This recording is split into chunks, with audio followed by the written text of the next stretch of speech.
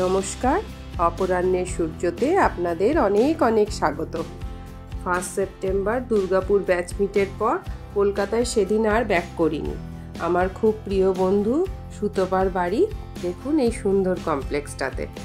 ও আমাকে আগেই ফোন করে বলেছিল, মোনালি ওই দিন আর তুই বাড়ি ফিরিস না, কলকাতায় ফিরতে ফিরতে অনেক রাত হয়ে যাবে, তুই বরং আমার ফ্ল্যাটে থেকে যাবি ওই রাত্রিটা, আমি রঞ্জুকেও ডেকে নেব, 3 বন্ধু মিলে আমরা চুটিয়ে আড্ডা দেব।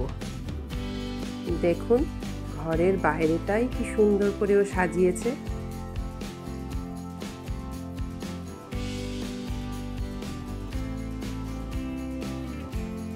এক অপূর্ব মুগ্ধতা নিয়ে ঘরের ভেতরে ঢুকলাম।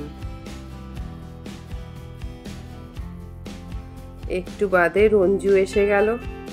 সুতপা খুব সুন্দর তাড়া করে দিয়েছিল আমাকে সেদিন, এত ভালো লাগছিল, কড়া করে করেছিল। আর মাথা যন্ত্রণা করছিল খুব, সারাদিন বন্ধুদের সাথে আড্ডা দেওয়ার পর এইরকম একখানা কাড়া দিয়ে তারপরে এই যে চানাচুরটা আমি খাচ্ছি না, এই চানাচুরটা ওর হাতেই বানানো চানাচুর, এত সুন্দর সাবু দিয়ে আলু ভাজা করে কি সুন্দর করেছিল। মশলাটাও ওর হ্যান্ডমেড ছিল, ও খুব সুন্দর রান্না করে। ওর হাতে বানানো গরম গরম কাড়া, তার সাথে এই চানাচুর খেতে খেতে 3 জনে মিলে একদম জমিয়ে আড্ডা দিচ্ছিলাম। দেখুন কি সুন্দর রং বেরঙের মাছ ওর অ্যাকোয়ারিয়ামে। আমি কিন্তু এই হলুদ, গোলাপি, এই পার্পেল কালার এইরকম কিন্তু আমি মাছ দেখিনি। এটা আমি ওর বাড়িতে এসেই প্রথম দেখলাম। এখন কত রকম কালারের মাছ বেরিয়েছে, অদ্ভুতভাবে চেয়ে চেয়ে দেখছিলাম।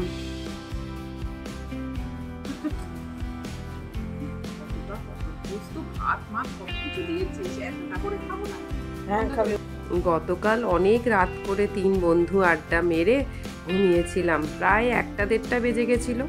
সকালে উঠে দেখুন কি সুন্দর সবুজে ঘেরা চারিদিক, এই দেখে না পুরো ফ্রেশ হয়ে গেলাম একদম। যত ক্লান্তি ছিল সব দূর হয়ে গেল। আমাদের কলকাতায় চারিদিকে ইটকাট পাথরের জঙ্গলে থাকি তো, তাই এই সবুজটা না চেয়ে চেয়ে দেখছিলাম আর ফ্রেশ অক্সিজেন নিচ্ছিলাম। চোখে যে কি শান্তি লাগছিল কি বলবো। আজ একদম 8টা পর্যন্ত টেনে ঘুমিয়েছি, কোনো চাপ নেই, চিন্তা নেই, কিছু নেই। বন্ধুর বাড়িতে নিশ্চিন্ত ঘুম। দেখুন পাখির সাথে কেমন কথা বলছে।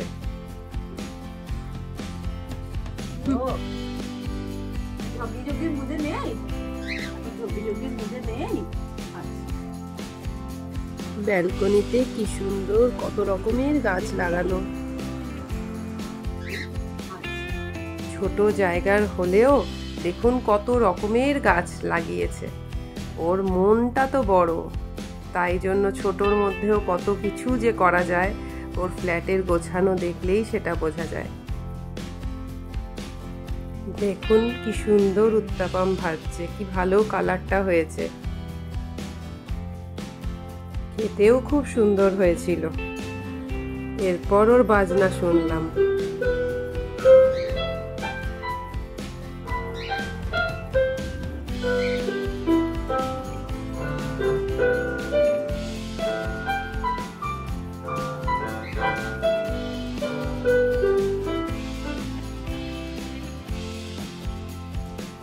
এই যে ওর পোষ্য ব্রুনো কিছু বছর আগে তারাদের দেশে চলে গেছে। বাবু তুমি যেখানেই থেকো ভালো থেকো, আনন্দে থেকো। সুতপার ঘর সাজানো আমার এত ভালো লেগেছে যে আপনাদের কাছেও সেগুলো না শেয়ার করে পারলাম না।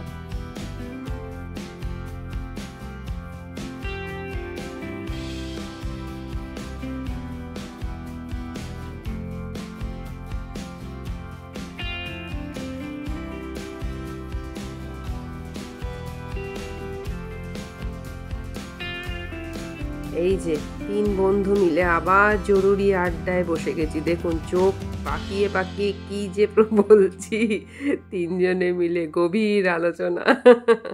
এরম মুহূর্ত তো চট করে পাওয়া যায় না, তাই খুব আনন্দটা লুটে নিচ্ছিলাম আর কি।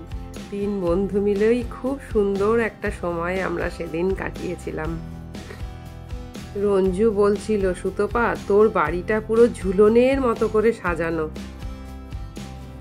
আর দেখুন রাধাকৃষ্ণ কি সুন্দর, মানে আমি মুগ্ধ হয়ে তাকিয়ে দেখছিলাম বেশ কিছুক্ষণ।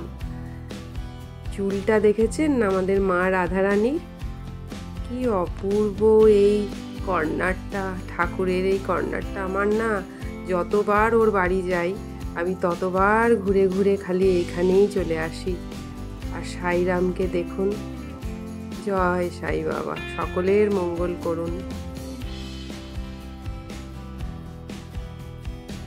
এবার গন্তব্যে ফিরে যাওয়ার ঘন্টি বেজে গেল। কলকাতা ফিরে যেতে হবে, সময়ে বেরোতে হবে, কারণ একা যাব। যদিও মহালক্ষ্মী দাদা বৌদিও সাথে থাকবে, যাই হোক একটা রাত্রির কাটালেও এই জায়গাটা ছেড়ে যাওয়ার সময় যেন কেমন একটা মন খারাপ করছিল। আজকের মতো এটুকুই থাকলো, দেখা হচ্ছে পরের ব্লগে। আপনারা সকলে ভালো থাকবেন ও সাবধানে থাকবেন।